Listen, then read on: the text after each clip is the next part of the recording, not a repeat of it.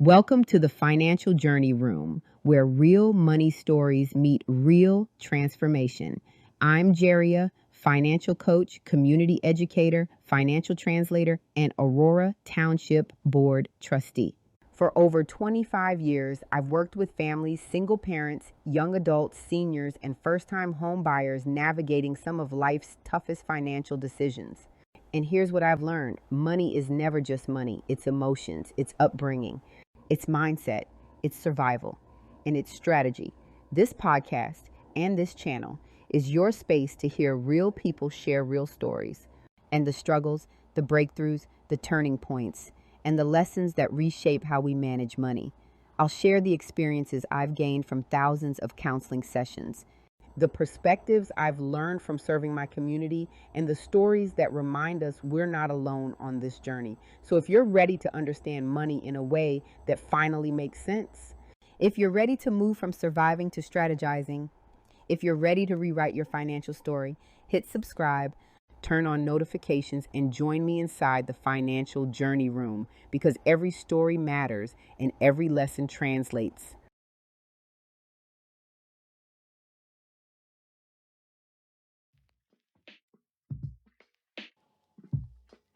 The Financial Journey Room, Episode 2, From Surviving to Strategizing, the mindset shift that changes everything. Survivor mode doesn't care how much you make. It doesn't care about your title, your degrees, or your career. I've seen people earning 6 figures or more fall into the same emotional traps as people fighting to make ends meet. Because survivor mode is not about income, it's about mindset. Today, I want to share one of the most unforgettable foreclosure prevention counseling sessions I've ever had. A session that taught me what survival mode really looks like and what it takes to break out of it. Welcome back to the Financial Journey Room. I'm your host, Jeria Donaldson-Riley, financial coach, community leader, and your financial translator. Today's episode is about a man who had done everything right on paper. A strong career, 6-figure income, homeowner, a husband, a father. And yet, he came to me with something no one ever expects. A sheriff's cell on his home. His story is a powerful example of how survivor mode can quietly take over your life and block your ability to think strategically. Here's the scene. In Illinois, foreclosure is a judicial process. You don't receive a sell date after 1 or 2 missed payments. It usually takes about 18 to 36 months of missed payments before a sheriff's sale is even scheduled. So when a homeowner walks into the office with the sell date already on the calendar, I know this didn't just happen. It's been unraveling for years. Before every counseling session, I like to read the homeowner's hardship letter and see what's going on. This one stood out. It wasn't just about overspending. It wasn't about job loss or medical bills. It was heartbreak. It was betrayal. It was a man trying to hold his life together while the foundation underneath him had already cracked. Here's his story. He walked into my office calm, polite, well-spoken, but visibly defeated. A 6-figure electrical engineer, a married father, a homeowner, a man responsible for 4 children under the age of 18. In his household, responsibilities were divided. He paid the mortgage, the car note, and the secured debt. His wife handled the utilities and most of the children-related expenses and outings. What he didn't know was that over time, she had been quietly stopping paying every bill that was in his name. She had started saving that money, planning to leave, and preparing for divorce. By the time he realized the mortgage hadn't been paid, she was already moved out and started the divorce process. She was gone with her new life. He was still in the house with his children, and the mortgage was more than 2 years delinquent. Imagine that. You're working, you're providing, you believe your family is stable, and one day you wake up to a sheriff's cell on your home where your children are sleeping? This is more than just a financial crisis. It is emotional trauma.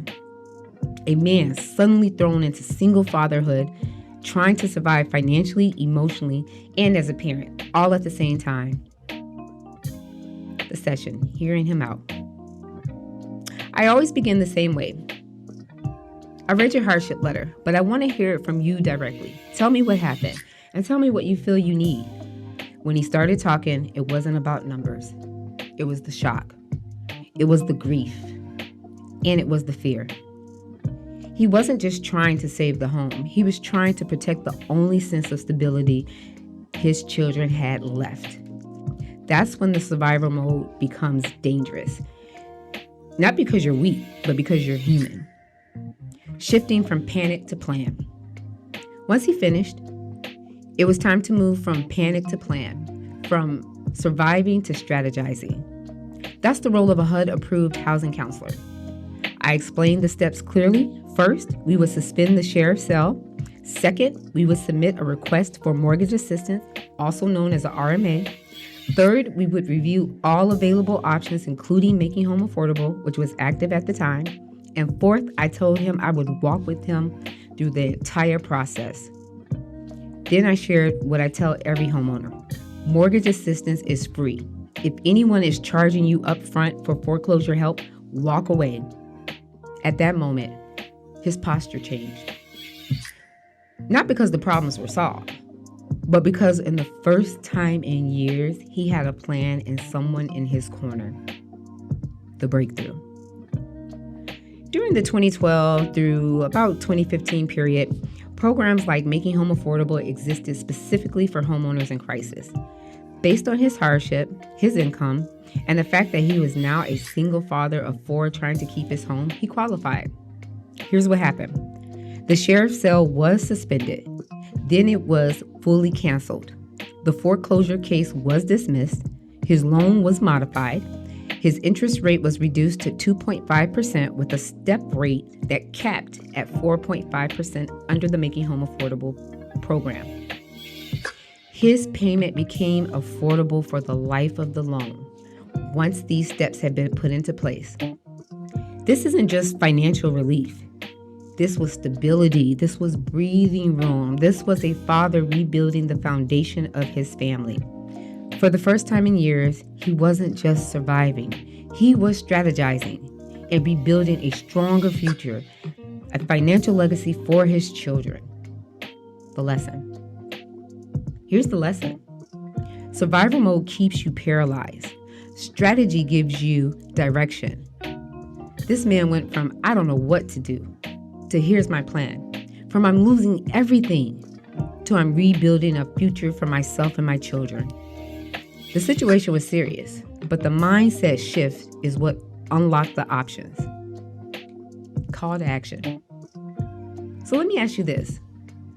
Where are you just surviving, and where do you need to start strategizing?